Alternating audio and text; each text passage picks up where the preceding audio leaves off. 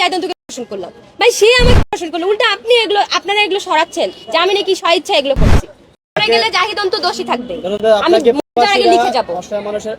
এটা নিয়ে অনেক বুলিং এর শিকার, নেগেটিভ কমেন্টের শিকার, এবং ছেলে মেয়ে সবাই দেখছি যে আমাকে এখানে আসলে দোষী প্রমাণ করতে চাচ্ছে। এখন আপনারা আমাকে বারবার বলতেছেন যে আপনি জানেন জাহিদন্তু একটি খারাপ মানুষ, তাহলে আপনি কেন গেলেন তার কাছে?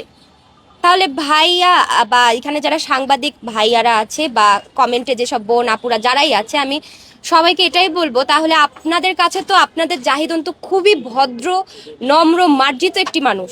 আপনাদের মতো সে তো কোনো খারাপ কিছুই করতে পারে না। তো সে যদি এতটাই দুধে ধোয়া তুলসীর পাতা হয়, তাকে তাহলে একটু জিজ্ঞেস করবেন, আপনারা সবাই তাকে জিজ্ঞাসা করবেন যে আপনি যদি জানতেন যে ওরা মেয়েটি প্রতারক বা খারাপ, তাহলে আপনি তাকে কেন প্রোডাক্ট শুটের নাম করে তার অফিসে ডাকলেন এবং যাওয়ার পর দেখলাম অফিস প্লাস বাসা একই জায়গায়। আপনাদের কাছে ভাইয়া প্রশ্ন, আপনারা বারবার বলছেন না আপনি কেন গেছেন, আমার প্রশ্ন হচ্ছে তাকে জিজ্ঞাসা করবেন যে পৃথিবীতে এত মেয়ে থাকতে আমাকেই কেন সে প্রোডাক্ট শুটের জন্য বাসায় ডাকলো, যেটাকে সে প্রথমে অফিস বলেছে।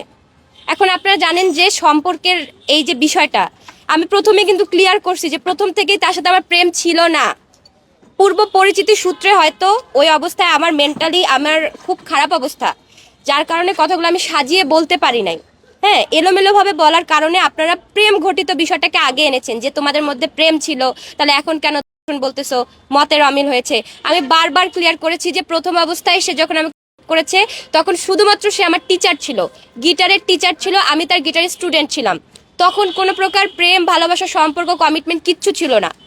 প্রথম অবস্থায় সে আমাকে করেছে, তারপর সেই জিনিসটাকে ধামাচাপা দেওয়ার জন্য, আমি কিন্তু আবার বলতেছি ওই জিনিসটাকে ধামাচাপা দেওয়ার জন্য সে আমাকে প্রেমের প্রস্তাব দেয়, আমি রাজি হই না, সে আমার পিছনে ঘুরে ছোটে আমাকে বিভিন্নভাবে অনেকদিন ধরে চেষ্টা করে দেন রাজি করায় প্রেমের জন্যে।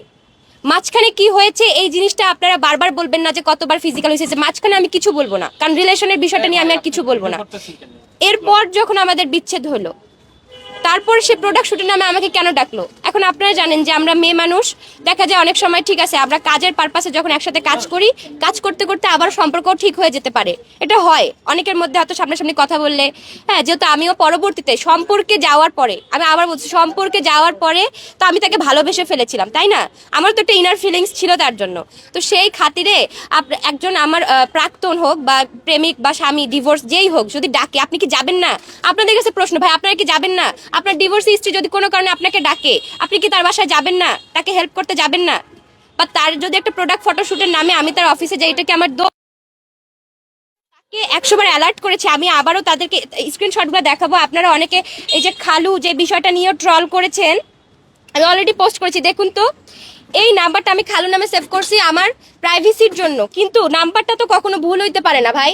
আপনারা তদন্ত করে দেখেন এই নাম্বারটা, আপনারা বলতে পারেন যে স্ক্রিনশটটা আমি সাজাইছি অন্য একটা নাম্বার দিয়ে, তার ছবির লোগো লাগায় আমি সাজাইছি চ্যাটিংগুলো, তাহলে নাম্বারটা মিল করে দেখেন না, তাহলে তো প্রুফ পাবেন আপনারা।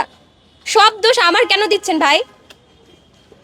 তারপর দেখেন সে, আমি তাকে বলেছি কিন্তু, হ্যাঁ সে নিজে লোকেশন দিছে, আসতে বলেছে, যাতে আমাদের মধ্যে এই ধরনের কোনো বিষয় না থাকে এবং শুধুমাত্র ফটোশুটের যেন বিষয়টা থাকে। আমি কিন্তু এই জন্য এটা তাকে বলছি যে দেখেন আমি চাই না আমাদের মধ্যে কোনো অপ্রীতিকর কোনো ঘটনা ঘটুক, সেটা সে নিশ্চয়তা দিয়েছে ভাই, নিশ্চয়তা দিয়েছে বলেই তো আমি গিয়েছি, নিশ্চয়তা না দিলে কি আমি যেতাম? সে বলেছে আমাদের মধ্যে সম্পর্ক নাই, ঠিক আছে আমরা শুধু প্রোডাক্ট শুট করবো, এই জন্য আপনি আসেন অফিসে। তারপর দেখেন আমি কিন্তু বলছি যে না আমি আসলে বাসায় মিট করতে চাই না, আমি বলছি এটা বাসা না, তো সে বলছে যে না, সে কলে আমাকে সেটা শিওর করছে, আমি বলছি যে বাসায় মিট করতে চাই না, আশেপাশে কোনো রেস্টুরেন্ট বা ক্যাফে থাকলে ওখানে আসুন। আমি কিন্তু বলছি যে বাইরে দেখা করি আমরা, তার মানে বুঝেন যে আমি এখানে তাকে কোনো ফাঁদে ফেলতে চাইনি, বরং আমি সেফ থাকতে চাইছি, ঠিক আছে? তারপরেও কিন্তু সে আমাকে কলের মাধ্যমে ইনশিওর করছে। এই যে বিষয়গুলো দেখেন, তাহলে আপনারা এক পক্ষে কেন আমাকে আসলে দোষ দিচ্ছেন বলেন? আপনারা তাকে প্রশ্ন করেন, তাহলে সে যদি জানতো আমি একটি খারাপ মেয়ে, ফ্রড মেয়ে, সে এত ভালো চরিত্রের অধিকারী, তাহলে আমাকে কেন ডাকলো?